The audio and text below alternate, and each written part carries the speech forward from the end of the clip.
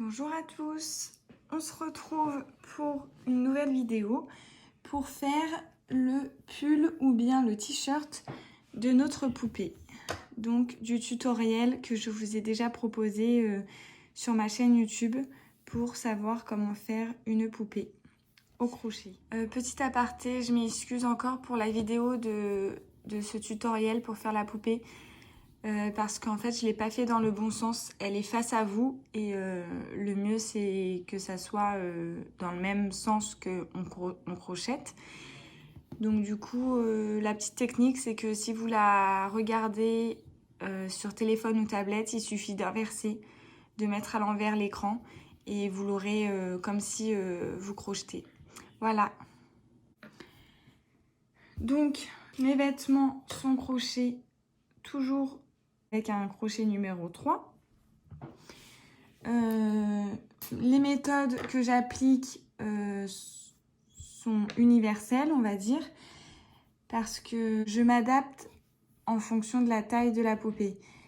Donc je vous explique comment les mettre à la taille de votre poupée, parce que ça dépend du fil que vous avez utilisé, s'il est plus épais, plus fin que le mien, donc du coup vous n'avez peut-être pas la même longueur de taille. Et ça dépend aussi quel fil vous utilisez pour les vêtements. Parce que d'un fil à l'autre, l'épaisseur n'est pas la même et la matière aussi peut changer. Donc du coup, je m'adapte vraiment à tout type de taille dans mes méthodes. Et voilà. Donc là, nous allons faire le pull ou bien le t-shirt. Donc pareil, c'est adapté. C'est-à-dire que moi, je vais faire un t-shirt pour pas m'éterniser sur ce modèle. Donc j'ai fait des petites manches et je vais faire un crop top, on va dire, pour pas trop perdre de temps. Mais vous pouvez très bien le décliner en pull, c'est-à-dire que vous faites des manches beaucoup plus longues et vous allez descendre beaucoup plus long que moi. Je suis un peu feignante. Donc c'est parti, je vous montre. Je vais d'abord vous montrer ce qu'on va faire sur feuille. Peut-être que vous comprendrez un petit peu mieux.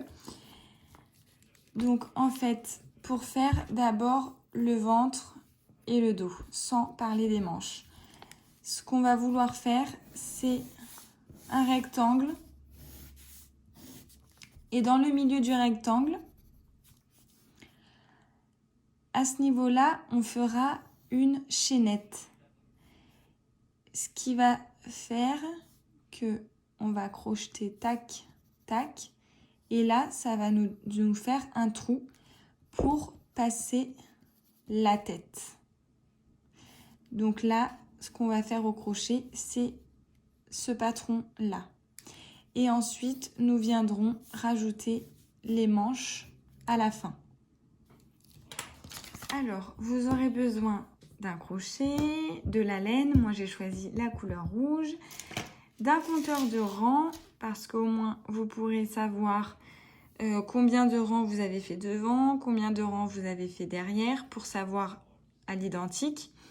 Et aussi pour les manches, que vous n'ayez pas une manche plus longue que l'autre. Ça serait dommage.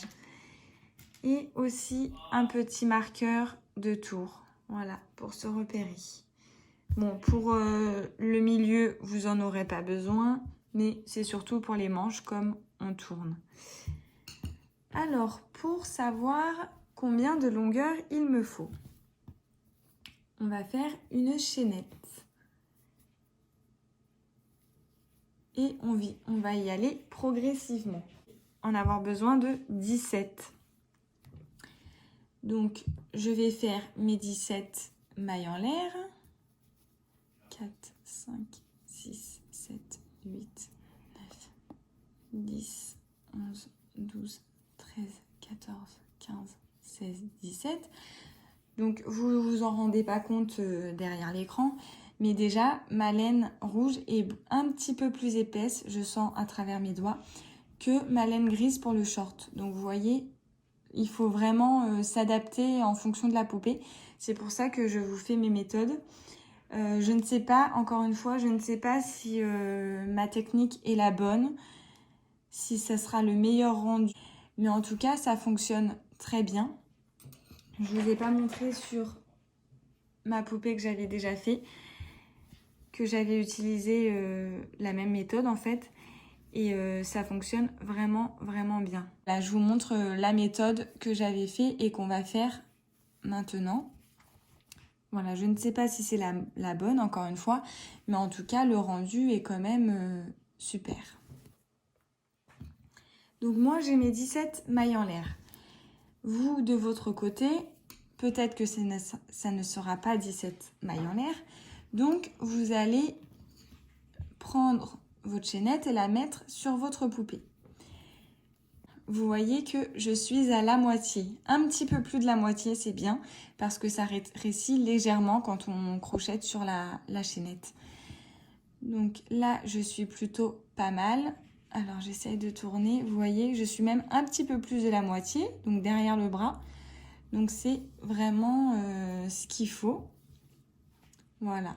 Comme ça, en fait, quand on va rabattre notre rectangle que je viens de vous montrer sur feuille, ça va faire pile la taille du ventre et du dos. Une fois que vous avez votre chaînette, donc là moi j'en ai 17, donc je vais retomber à 16 parce que vous savez qu'on ne crochette pas dans la première mais dans la deuxième maille. Donc là je vais faire mes 16 mailles serrées.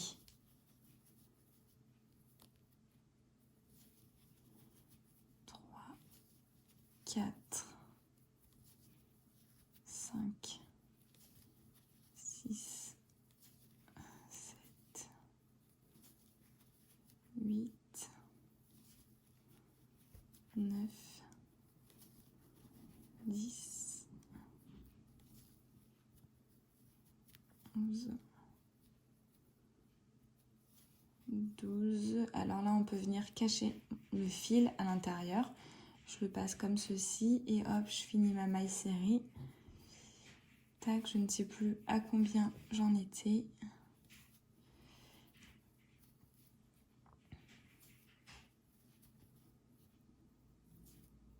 Voilà, j'ai fini mon premier rang. Donc vous voyez, enfin vous voyez peut-être pas la caméra, mais ça rétrécit un petit peu. Du coup, c'est pour ça que je suis vraiment bien. Là, j'arrive sous les aisselles de ma poupée. Vous voyez la différence? Et à chaque fin de rang, on fait une maille en l'air pour ne pas que ça rétrécisse de plus en plus et que ça forme un triangle. On fait donc notre rang de mailles serrées, notre maille en l'air et on tourne notre travail. Et on va recommencer jusqu'à la longueur souhaitée. Donc un rang, une maille en l'air et on tourne.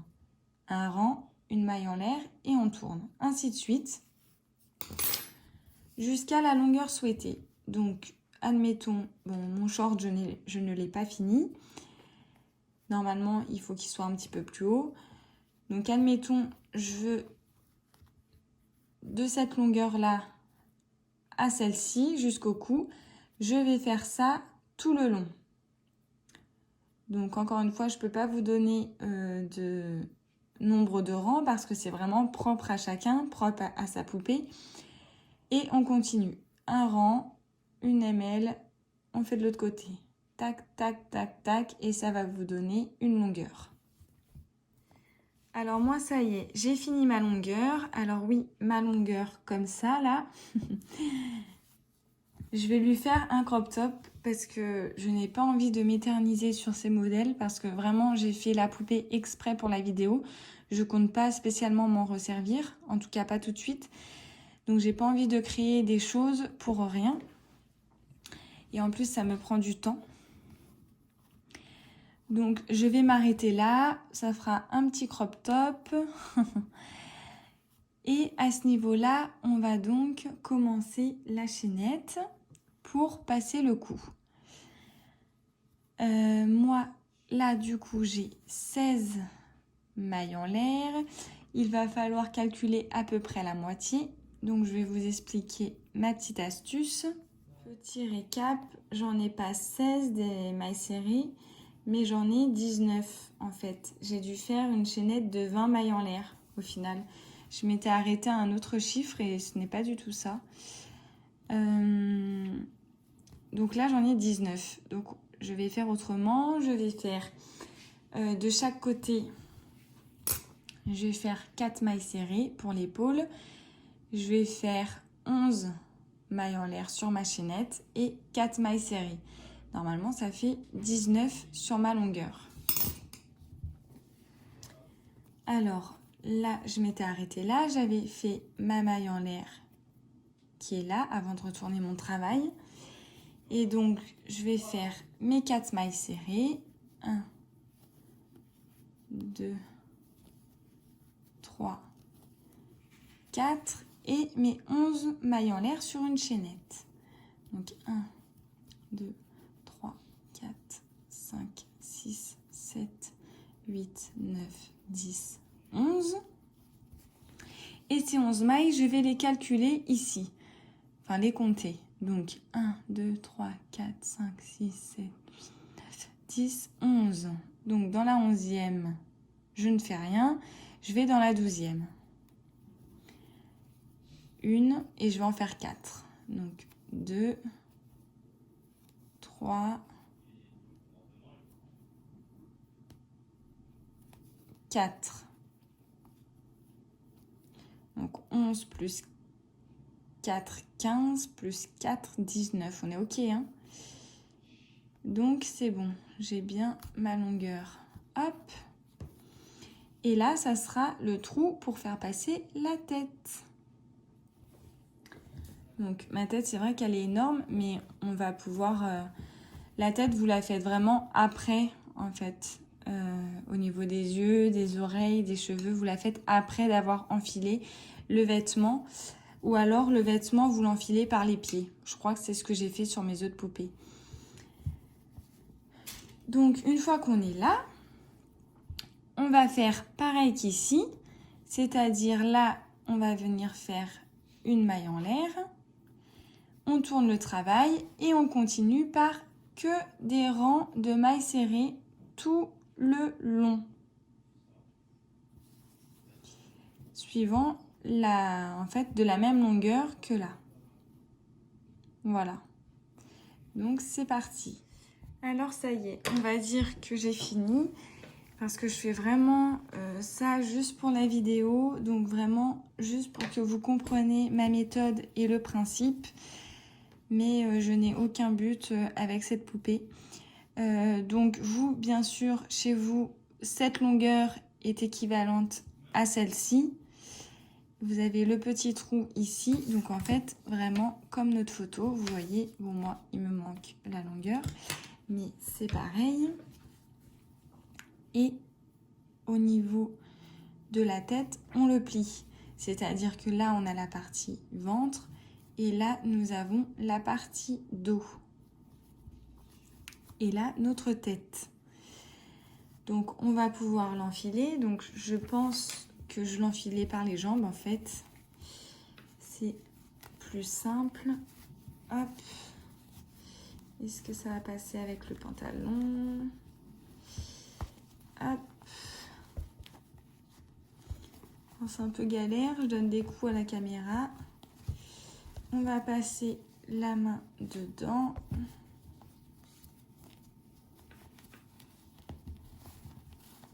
Alors, je suis vraiment désolée, ça fait un peu bâclé en fait, mais j'ai aucune raison de garder les vêtements que je fais. C'est vraiment pour vous montrer mes méthodes.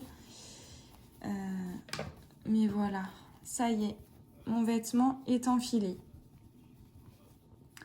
Donc au niveau des épaules, on est bien de chaque côté. Et maintenant, on va pouvoir faire les manches. Donc avant, je peux déjà vous dire la suite. Une fois qu'on est là, en fait, ici, vous allez coudre cette partie-là. Vous allez coudre ensemble de chaque côté. Bon, vous, bien sûr, ça vient jusque-là. Vous allez coudre les deux parties. Hop. Et les manches. Donc, c'est pareil que pour le pantalon. Je ne sais pas si vous avez vu ma vidéo pour le pantalon. Je vais vous réexpliquer de toute façon. Mais on va s'aider de la mesure de nos bras pour faire nos manches. Donc, ma longueur ici, je l'ai confondue tout à l'heure avec ma longueur de manche. Donc, moi, ma longueur de t-shirt, elle est de 20 mailles en l'air. Oups, je m'accroche. Comme ça. Et ma longueur de bras est de 17 mailles en l'air. On va le faire ensemble. Donc, je fais mes 17 mailles en l'air directement. 3, 4, 5, 6, 7, 8, 9, 10, 11, 12, 13, 14, 15, 16, 17. Donc vous, bien sûr, vous y allez progressivement parce qu'on ne sait pas si vous avez la même longueur ou pas. Et vous allez venir mesurer avec votre chaînette, voir si c'est bon. Donc, ça fait largement le tour, mais en fait, comme ça rétrécit un petit peu, j'aime bien faire 2-3 mailles en plus, vous voyez, pour qu'on galère pas à passer la manche et puis pour que ça fasse pas trop serré. Donc voilà. Ensuite, quand on a notre longueur obtenue, on va rejoindre ce point-là avec celui-là. Donc on les rejoint en faisant une maille serrée. On passe le crochet dans la première et on fait des mailles serrées. Hop. Et on va en faire tout le tour. Tout le tour du cercle. Exactement de la même façon que pour le pantalon. Et vous allez faire des rangs de mailles serrées tout le long pour bien sûr que la manche elle monte. C'est pour ça que vous pouvez soit en faire un t-shirt, soit en faire un pull à manches longues, parce que tout dépend de la longueur que vous ferez. Là, moi, j'en fais un t-shirt, donc mes manches vont s'arrêter jusque là, mais on peut très bien les continuer. Alors, ça y est, j'ai fini mes petites manches, mes manches de t-shirt. Et on va les enfiler. Donc vous voyez, ça tombe juste. Hop. Bien sûr, on ne le verra pas. Ça, il faudra coudre cet endroit avec celui-là. Vous voyez. Là, il va falloir coudre les deux parties ensemble, en fait, pour rallonger. Parce que c'est vrai qu'on peut laisser comme ça, en faire un petit marcel ou un débardeur, comme vous voulez. Mais ça fait peut-être pas fini. Donc le mieux c'est de rajouter des petites manches. Vous cousez les deux parties ensemble et puis ça fera un petit peu mieux. Voilà ma petite manche, comment elle rend. Je l'enfile à ma poupée.